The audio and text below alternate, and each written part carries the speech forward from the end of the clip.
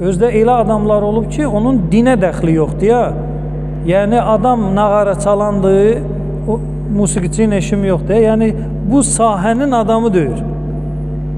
Çayxanada oturub səhərdən axşamacan vaxtını keçirdir.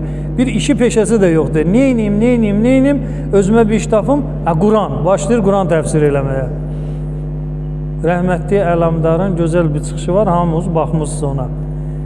Riyaziyyətə etiraz eləyən yox, tibbə etiraz eləyən yox, sonra hüquqa etiraz eləyən yox, niyə belədir deyən yoxdur. Amma dinə çatanda hamı olur müştehid. Hamı olur müştehid.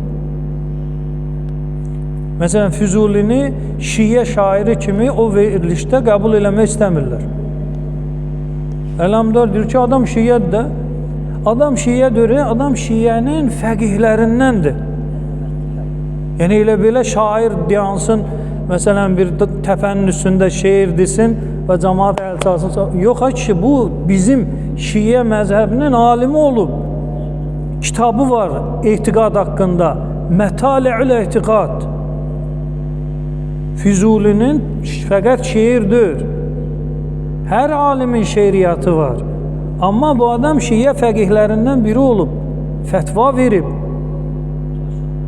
Və Mətali'ül etiqad adında əqidə kitabı var. Aydın? Hər halda indi belə də din hamı üçün belə əyləncə bir yerinə çevrilir. Xülasə, mövzumuzun sonu. Ayədə gəlir, Allah buyurur, Əfəkulləmə cəəkum rəsulun. Siz insanlara hər dəfə bir peyğəmbər gələndə bimə bir şey gətirir həmən o peyğəmbər. Lə təhvə ənfusukum. Sizin nəfsi istəklərinizlə uyğun gəlmir. Onun gətirdiyi şey sizin nəfsi istəklərinizlə uyğun gəlmirsə, siz nə edəcəksiniz? İstəkbərtum, təkəbbür eləyəcəksiniz. O kimdir ki, mən onun sözünü qəbul edeyim? Fəfəriqən kəzzəftum, bir qism peyğəmbərlərə hələ kökündən təkzib eləyəcəksiniz. Və fəriqən təqtulun, və bir qismini də qətlə yetirəcəksiniz.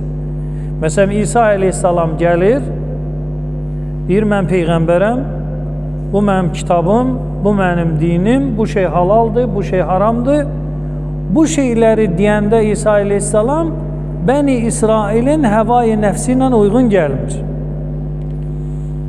Təkəbbür eləyirlər, peyğəmbəri təkzib eləyirlər və onun qətlinə neynirlər? Qalxırlar. Bu bütün peyğəmbərlərin ümmətində var. Bütün peyğəmbərlərin ümmətində nədir? Var. İndi peyğəmbərimizin ümmətindən bir misal vuraq. Diqqət eləyin, bu şeyləri gizlədirlər.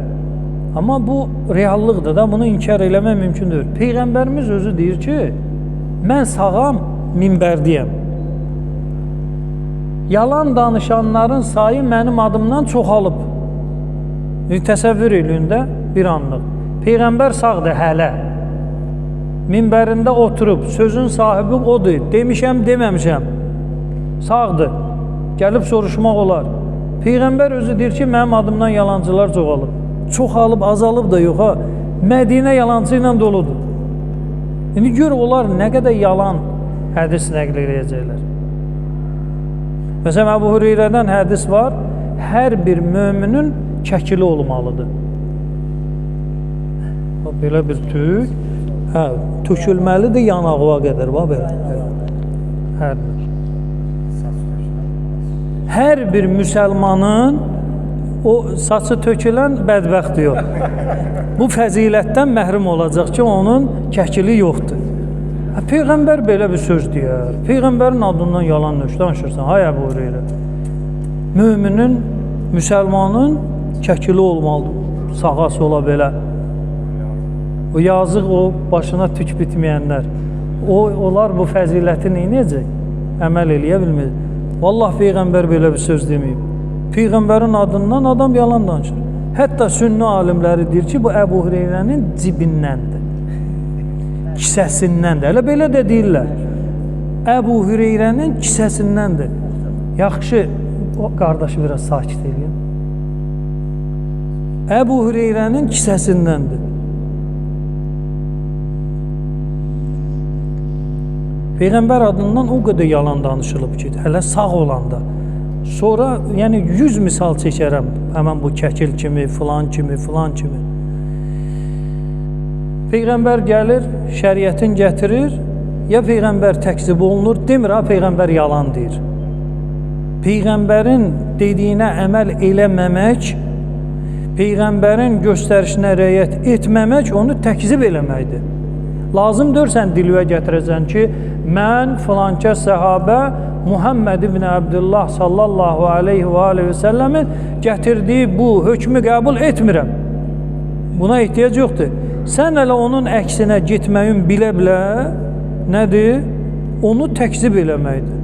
Çünki inansaydın eləməzdin. Diqqət edin.